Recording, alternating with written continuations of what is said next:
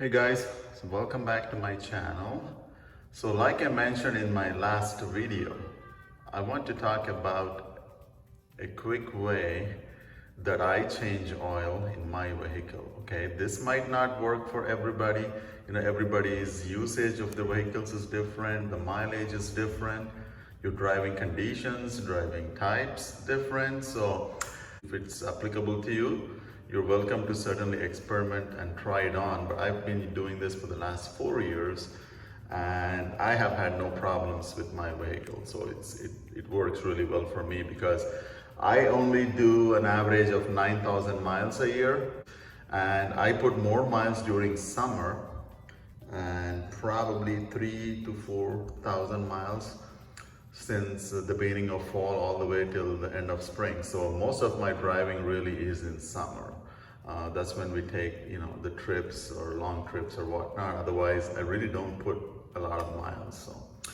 So all right, guys. So what do you need?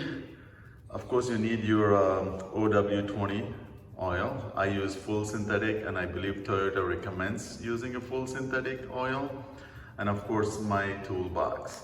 Of course, you don't need everything in your toolbox. You just need a couple sizes, sockets. But I like to just keep the whole thing together, and I strongly recommend if you're looking for a tool set, the DeWalt set I have here. That is pretty nice. I think I paid $80 or $90 for it, and it has all the tools you will ever need. At least most of them. Of course, we'll always go buy one here and there depending on some special occasion or special need. But this tool set comes with both 1/2 inch and 3/8 inch sockets, adapters. So I find it very useful. All right, guys. So once again, most people already have one. So this is what I have. All right. So the other thing that I strongly recommend is, when you get under the vehicle, really there's not much room, right? So I've seen do some, complicated things to get underneath and change the oil. All right. So I cannot recommend these enough. These Rhino ramps are excellent. I use these on my 4Runner, and I also have another vehicle. I should say we also have another vehicle, which is a Subaru Crosstrek. And these ramps are very helpful. Makes the whole oil change process very easy. And not only oil change, you can certainly use this for other things if you're working under your vehicle, or you just need to get underneath the vehicle and inspect something. So this gives you extra 6 inches or so of working space, and it really makes a difference. All right, guys. So those Rhino ramps, I strongly recommend them. I believe I paid $35, $36. This is a few years ago, and they still work very well. All right, now once you get the front of your vehicle on the top, you can obviously use some jack stands if you want to be even more careful. I don't, because I find the vehicle to be extremely stable on these, but safety first. And now we are ready to put the vehicle on the ramps, and then I'm going to get underneath it, and then I'm going to show you. All right, guys, so I put the vehicle on the ramps.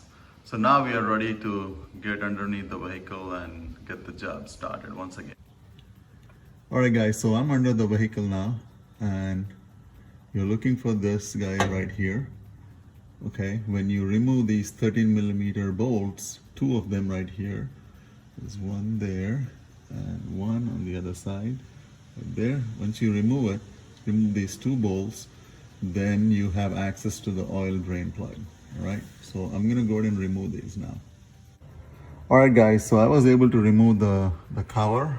Okay, so now I have access to the oil drain plug. So what you're seeing right there, so that's the oil drain plug.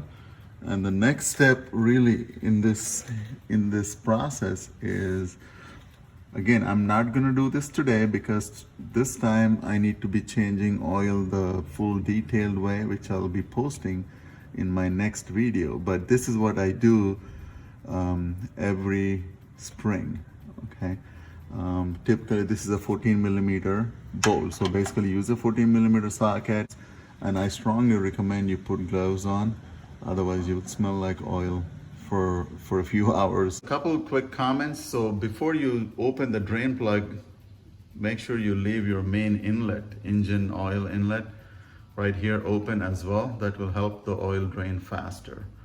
And another thing I do is after the old oil is completely drained, I always put in some new oil. I pour some new oil into the inlet right here. It's just me. I just want to make sure that whatever remnants of the old oil is there, it gets flushed out. So, I mean, it doesn't take much, probably 3-4 ounces or so. And sometimes I might put in more just to make sure I flush out whatever's in there. So, all right, guys.